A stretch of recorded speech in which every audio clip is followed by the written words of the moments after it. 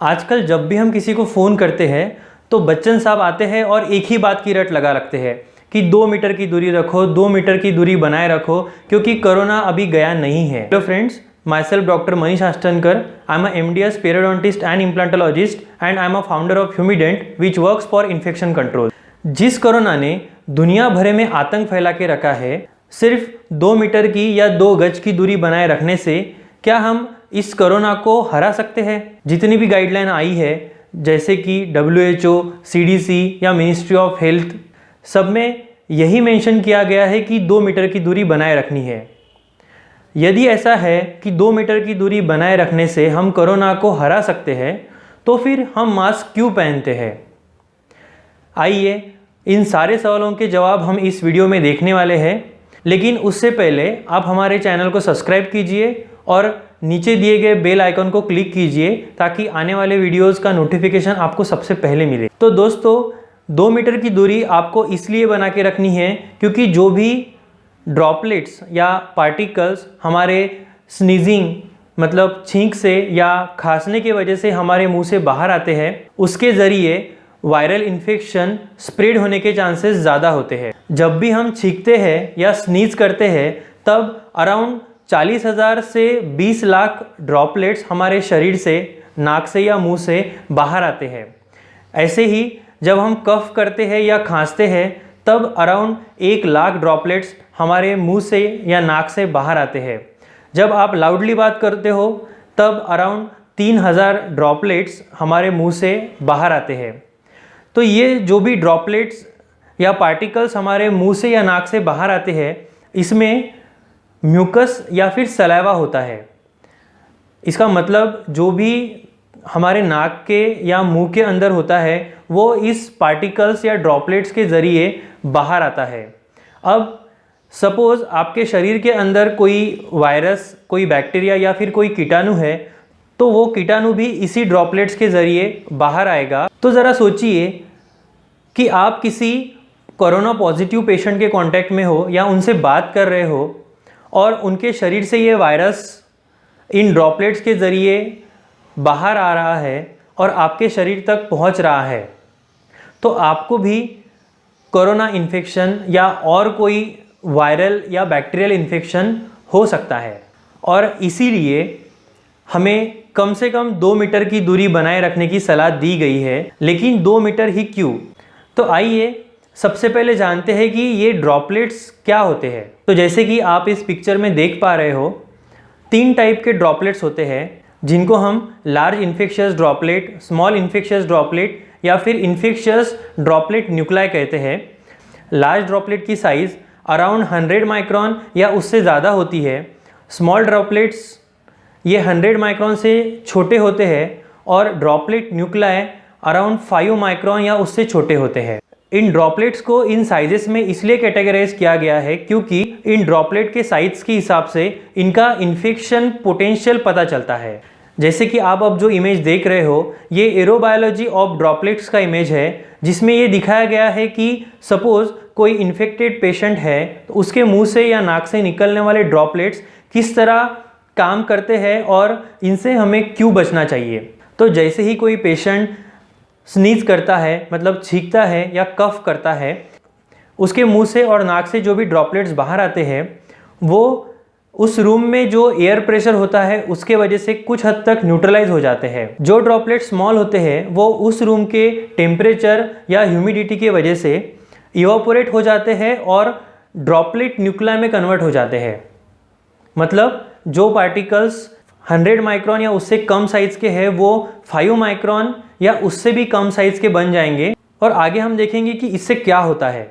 Suppose कोई droplet 100 micron या उससे बड़े साइज़ का हो तो एयर प्रेशर के वजह से या एयर मोशन के वजह से वो उस पेशेंट से दूर जाएगा और ग्रेविटेशनल फोर्स के वजह से कुछ मीटर तक जाके नीचे ज़मीन पे बैठ जाएगा या कोई भी सरफेस के ऊपर वो लैंड हो जाएगा।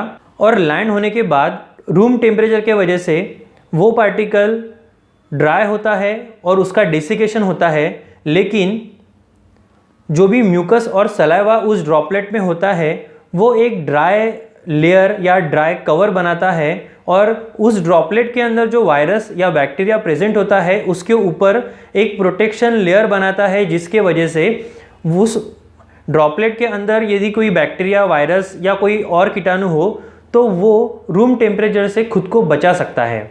और इसके वजह से उस ड्रॉपलेट के अंदर जो भी पार्टिकल या वायरस होता है वो खुद को रूम टेम्परेचर से बचाता है और उसी सरफेस पे कहीं देर तक बना रहता है। इस नेक्स्ट इमेज में आप देख पा रहे हो कि एक पर्सन से जो भी लार्ज ड्रॉपलेट्स निकले हैं वो 100 माइक्रोन से बड़े हैं और 1 मीटर के डिस्टेंस तक ट्रैवल कर रहे हैं। उसके बाद जो स्मॉल ड्रॉपलेट्स रिलीज हो रहे हैं जो कि 100 माइक्रोन से कम साइज़ के हैं वो 1 मीटर से ज़्यादा दूरी तक ट्रैवल कर रहे हैं। और जो कि ड्रॉपलेट न्यूक्लाई है जो कि 5 माइक्रोन से कम साइज़ के हैं वो हवा में कई देर तक सस्पेंड होके ट्रैवल करते हैं। तो आइए अभी हम कुछ साइंटिफिक एविडेंसेस देखते हैं जिसमें ये मेंशन किया गया है कि जब भी ये ड्रॉपलेट्स किसी पेशेंट के बॉडी से या किसी पर्सन के बॉडी से बाहर आते हैं तब ये कम से कम 2 मीटर के डिस्टेंस तक ट्रैवल करते हैं और उसके बाद ज़मीन पे लैंड अप होते हैं। और यही एक कारण है जिसके वजह से हमें बार बार बोला जा रहा है कि कम से कम 2 मीटर या 7 फीट का डिस्टेंस बनाए रखना है, ताकि जब कोई किसी पर्सन से आपका कांटेक्ट हो उसके बॉडी से निकलने वाले वायरस पार्टिकल्स आपके बॉडी तक ट्रैवल ना कर पाए। तो जैसे कि इस स्टडीज़ की फाइंडिंग्स बताती है, सपोज ड्रॉपलेट साइज 100 माइक्रोन या उससे बड़ा है तो 3 to 6 सेकेंड में वो 1.5 मीटर का डिस्टेंस ट्रैवल करके ज़मीन पे लैंड अप हो जाएगा। और जो भी ड्रॉपलेट्स टेम्परेचर के वजह से ड्राई होते हैं या डेसिकेट होते हैं वो स्मॉल ड्रॉपलेट न्यूक्लाई में कन्वर्ट होके हवा में कम से कम 30 मिनट तक या 3 घंटे तक सस्पेंडेड रहते हैं। और यही कारण है जिसके वजह से फॉगिंग, फ्यूमिगेशन या सरफेस डिसइंफेक्शन हमें रेगुलरली और हर पेशेंट के बाद करने की ज़रूरत होती है। लेकिन जब ये लार्ज ड्रॉपलेट पार्टिकल्स टेम्परेचर के वजह से ड्राई होते हैं या डेसिकेट होते हैं तब ये ड्रॉपलेट्स स्मॉल ड्रॉपलेट न्यूक्लाई में कन्वर्ट होते हैं जिसका साइज़ 5 माइक्रोन से कम होता है। और ड्रॉपलेट न्यूक्लाई सरफेस पे सस्पेंडेड होने के बदले हवा में कई देर तक घूमते रहते हैं। और यही रीज़न है कि हमें वेंटिलेशन या फिर एयर प्यूरीफायर का यूज़ करना है, क्योंकि जो स्मॉल ड्रॉपलेट न्यूक्लाई होता है उसका इनर्शिया कम होने के वजह से एयर फ्लो के साथ ये ड्रॉपलेट न्यूक्लाई एक जगह से दूसरी जगह पे ट्रैवल कर सकते हैं और आपके नाक के अंदर या आपके माउथ के अंदर एंट्री करने के बाद जो भी वायरस पार्टिकल इस ड्रॉपलेट न्यूक्लाई के अंदर है वो आपके ब्रोंकाई या लंग्स तक जाके आपके बॉडी में इन्फेक्शन पैदा कर सकते हैं। और यही रीज़न है कि शुरुआत से कोविड-19 एयरबॉर्न इन्फेक्शन है या ड्रॉपलेट इन्फेक्शन है इसके ऊपर डिबेट चल रहा है, लेकिन CDC, WHO और बाकी सभी अथॉरिटीज़ ने ये डिक्लेयर किया है कि कोविड-19 ये मोस्टली ड्रॉपलेट इन्फेक्शन है, इसीलिए आपको 2 मीटर की दूरी बनाए रखनी है।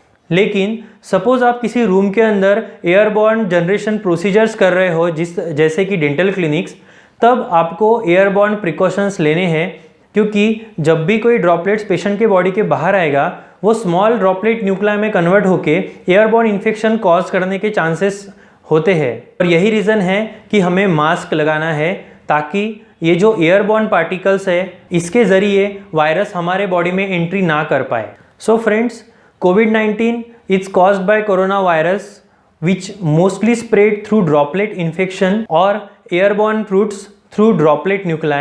So we need to take precaution of maintaining at least 2 meter or 7 feet distance between two individuals, as well as we need to use N95 mask or higher grade respirator for protecting our upper or lower respiratory tract from getting this infection. So with this I am concluding this video.